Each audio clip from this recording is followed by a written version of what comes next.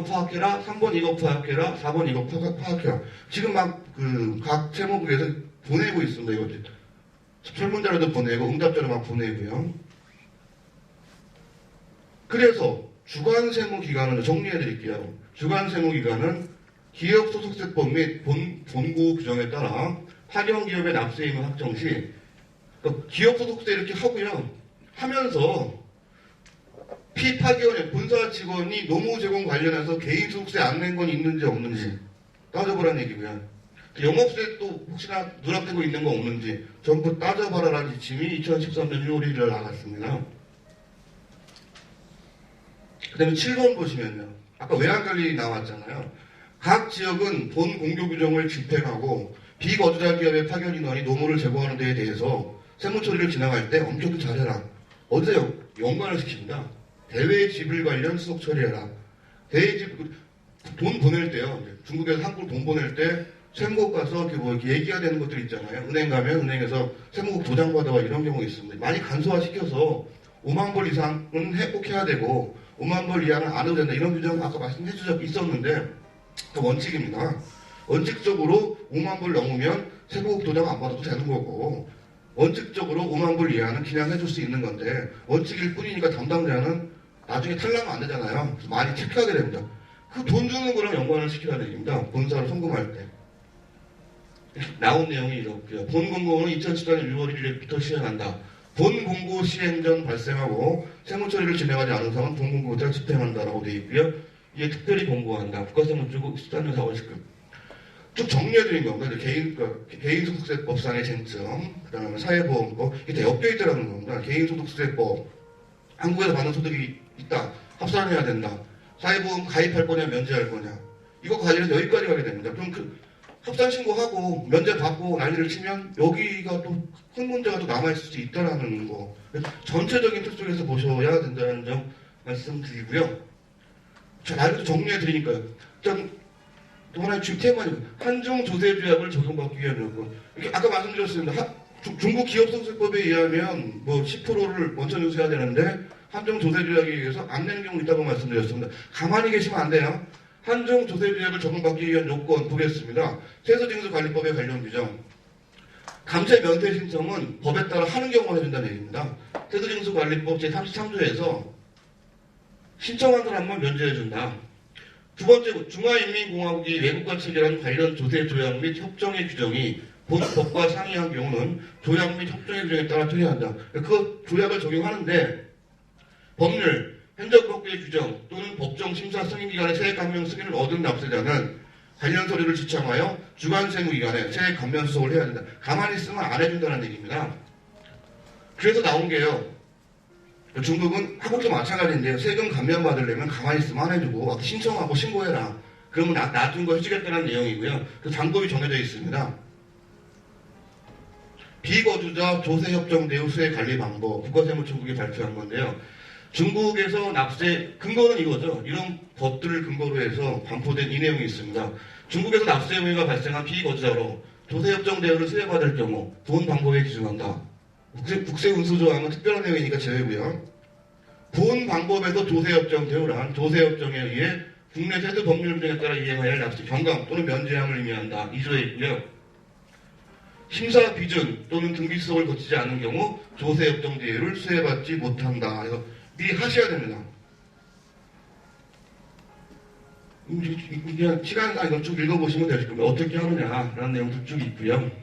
그 다음에 이런 배당이나 특허권 사용 등 재산수입 조항을 적용받으실 때는 심사비를 신청하셔야 되시고요. 지금 보셨던 내용이죠. 상설기금의 사업이윤 조항. 이거 적용받으실 때 등기하셔야 되고요. 그러면 기구장소가 있는 데는 그 기구장소가 하면 되는 거고요. 기구장소가 없는 데는 비거주자의 납세 의무에 대해 국내 세수법에 따라 원정세하는 경우는 원정징수 의무자가 이거 등기하라는 얘기입니다. 그 세금 우대 혜택을 받게끔 그냥 안 하시고 10% 내는 경우가 되게 너무 많더라고요. 그래서 좀 짚어드렸고요. 네, 그 다음에 뭐 옛날 거 모르고 못 받은 거 있으면 3년 내에 돌려준다는 규정이 있습니다. 규정 있습니다. 사실 적용받기는 어려우실 거예요. 네, 그렇고요. 그 다음에 이제 한국에서는요, 아까 A 같은 경우 중국에서 200만 원 받았어요. 한국에서 200만 원 받고요. 한국구세청이 거기 조사 나갔어요. A가 없어요, 한국에는. 근데 장부에 200만 원 인건비가 올라가 있잖아요. 한국에서 부인하는 케이스 많습니다. 그런 것도 잘 구비해 놓으셔야 돼요. 중국에서 일을 하지만 왜 한국의 비용으로 인정돼야 되는지. 아까 A의 인건비 송금 인정되고요. 정리하겠습니다. 사례의 경우. 아까 사례 보셨잖아요. 한국 본사가 설비를 보냈고 직원이 따라와서 설치, 시운전, AS 하고 있습니다. 이런 경우 고정사업장으로 판정을 받게 된다면요. 받게 될 가능성이 되게 높겠죠. 사례. 그럴 경우에는 고정사업장으로 판정되는 경우는 비거주자 기업의 납세 의무 중 중국 국경 내 기구 및 장소를 설립한 경우로 가서 관련 세금은 현지법인과 동일합니다. 기업소득세, 증치세 또는 영업세, 성취기호 건설세, 교육비부가, 지방교육비부가, 인화세, 방사세 다 붙습니다. 현지법인과 마찬가지의 세무관리가 필요하게 되고요. 고정사업장으로 판정받지 않은 경우에는 비거주자 기업의 납세 의무 중 중국 국경 내 기구 및 장소를 설립하지 않은 경우로 가서 관련 세금은요. 심사 비준 및 등기 등 절차를 이행했다라면 기업소득세는 안 내는 겁니다. 이거 하시면요. 한정소득세법 적용 신청하시고 원천지수 다 하셔서 다 하시면 기업소득세는 낼 일이 없는 거죠. 고정사업장 판정 안 받았으니까. 영업세나 증치세는 조약의 적용 대상이 아니에요. 조약은 소득세만 대상으로 합니다. 그래서 내시는 세금은 영업세나 증치세만 내면 되시는데 너무 많은 분들이 내고 계시더라고요. 왜 내시죠? 그래야 된다고 들었다고 정리해드렸습니다. 결론 한번 정리해보겠습니다. 제가 강조드리고 싶은 건 이겁니다. 관련 법령에 대한 정확한 이해요. 지금 제가 쭉 흐름을 정리해드렸는데 시간 빨리 말씀드렸죠. 중국에서 사업을 하실 때는 중국의 관련 법에 대한 정확한 이해가 좀 있으셨으면 좋겠다. 필요하시면 전문가의 도움을 좀 받아주셨으면 좋겠어요. 전문가예요. 아프면 우리 의사한테 가잖아요. 아픈 의사한테 가지 옛날 마냥 아프다고 뭐 굿하진 않지 않습니까? 중국에 사업하실 땐 관련 법령의 이해를 정확히 좀 해주시고요. 전문가 도움 받으시는 거, 비용이라도 좀 쓰시고. 근데 전문가는요, 제가 보내드리는 전문가는 한국도 알고 중국도 아시는 분들이 전문가가 아닐까. 중국 일하시는 많은, 중국만 해결되는 분은 안 되고요. 보신 바대로. 그래서 그런 분들이 도움을 받으셨으면 좋겠고요. 그냥 강의니까 이분의 일반적인 대응 방법은 일반적인 겁니다. 사례에서요. 계약 쪼개기. 한국 본사는 계약을 이렇게, 저희가 일할 때 이제 했던 건데요. 한국 본사가 설비도 팔고, 본사 명의로 설치 의무 계약도 체결하고, 본사 명의로 AS 계약 이런 거 하지 말라는 얘기입니다. 한국 본사는 설비만 파는 계약 체결하고요. 중국 내 다른 법인이나 현재 법인의 명의로 설치용은요. AS는 이런 계약 체결하면 어떻게 할 수가 없잖아요. 중국에서. 본사가 그 세 가지를 다 계약을 체결했기 때문에 이런 문제가 생길 수 있으니까 계약 쪼개기. 계약을 쪼개서 현지 법인이나 혹은 관련되는 중국 내 법인을 활용해서 계약 주체를 분리하신 다음에 주체를 관리하시는 방법 한번 고상해 보시고요. 또 많은 문제가 이렇게 한국 본사에서 오신 분 학연 직원 A가 본사 그 적을 유지하는 것도 생겼잖아요. 이것도 한번 이렇게 단절시키는 거 형식적으로요.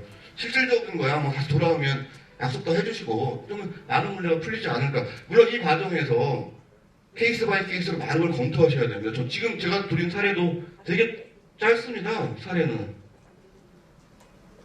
다 4줄짜리죠. 4줄. 근데 4줄인데 이만큼 설명드린 109페이지 설명드린 거거든요. 여러 가지가 복합적으로 적용된다는 말씀이고요. 요거 하고요. 요거 하나 보여드리겠습니다. 관련 법령에 이해 많이 강조드렸는데 어디 있냐라는 얘기죠.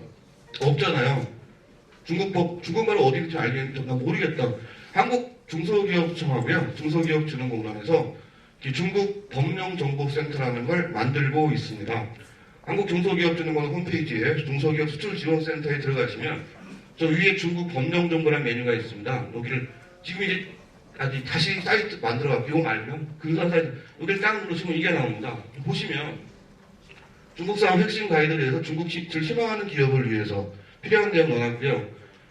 중국 진출한 현지 기업들 관련되는 내용 넣어놨고요. 그 다음에 해설 및 문제 해결, 최신 법령, 일반 법령, 세무, 회계, 법령 이게 쭉 이 상담실도 있고요. 이게 아마 9월 달 내에 아마 오픈이 될 겁니다. 물론 이게 양이 방대하기 때문에 올 9월에 100%는 안 될 겁니다. 한 정부에서 한 3년 정도 과정으로 보고 있는 것 같고요. 올해는 이제 시작이고 내년이 지나면 한 7, 80% 완성이 되고 후년이 완전히 될 겁니다. 그래서 이제 이 정부에서도 이제 여러 설문조사를 많이 하시는 것 같아요. 하다 보니까 도대체 어디 있는지를 모르겠다. 이거 관련 부분요. 왜 이렇게 자주 바뀌냐 중국은. 그래서 이거 있으니까 많이 활용하시고요. 한국 중소기업청하고 중진공이 만들고 있는 사이트고요. 9월 중에 한번 오픈이 되지 않을까 싶습니다. 네, 이상으로 마치도록 하겠습니다. 네, 감사합니다. 질문이 있습니다. 질문 받으셔야죠. 아니 식사하러 가셔야 되는 거 같아요. 밥은 뭐 5분 이전 먹을 테니까. 질문하세요. 아, 저기 한 가지 여쭤보십시오. 예, 아까 1년에서 5년이라고 말씀하셨는데 예, 그거는 주재 상사나 어디 기업체에서 파견한 사람의 하는 겁니까? 전부 다입니다. 아니면 일반 예, 개인이요? 전부 다. 네, 그러시면 거기서 이제 의문나는 점이 네, 개인으로 와 있는 사람들 예, 그분들은 우리나라에 여기 1년 이상 거주할 수가 없잖아요. 한국을 갔다 와야 되잖아요. 네. 몇 번에. 예, 그러면은 여쭤보고 싶은 게 세금에 관계되는 연관이 되는데 예, 예를 들어 저 같은 경우에 이제 1년에 한 번씩 한국을 갔다 비자 때문에 갔다 오는 네, 거예요. 네. 그러면 그 비자 한 번 받는 것도 상관없이 무조건 1년에서 5년입니까? 네, 한 번 나가는 거 30일 미만으로 나가는 거 나가는 거로 안 쳐줍니다. 5년을 따질 때. 그러니까 5년을 따질 때. 여기서 1년 비자를 받았잖아요. 예, 그 1년 있다 한국을 한번 갔다 온단 말이에요. 예, 갔다 오면 그 1년이 없어지는 거예요. 아닙니다. 비자는 예, 전혀 이게 부서가 다르지 않습니다. 비자는 예, 예, 아, 됐어요. 예. 다만 90일 이상 틈을 주시면 돼요. 90일. 가셔서 끊기는 기간이 90일이 넘어버리면 다시 카운트하고요. 90일 안 넘으면 계속 가고요. 또 뭐 질문이 있으시면 식사 시간대입니다. 다음에 또 질문 받도록 하겠습니다. 네, 마치겠습니다. 네, 감사합니다. 이것으로 2014년 중국 진출 중소기업 경영회로에서 법률 설명회를 모두 마치도록 하겠습니다. 오늘 법률 설명회가 유익한 시간이 될 수 있도록 준비해주신 발표자분들, 또 무엇보다 오늘 이 자리에 끝까지 함께해주신 여러분들께 다시 한번 감사의 말씀드립니다.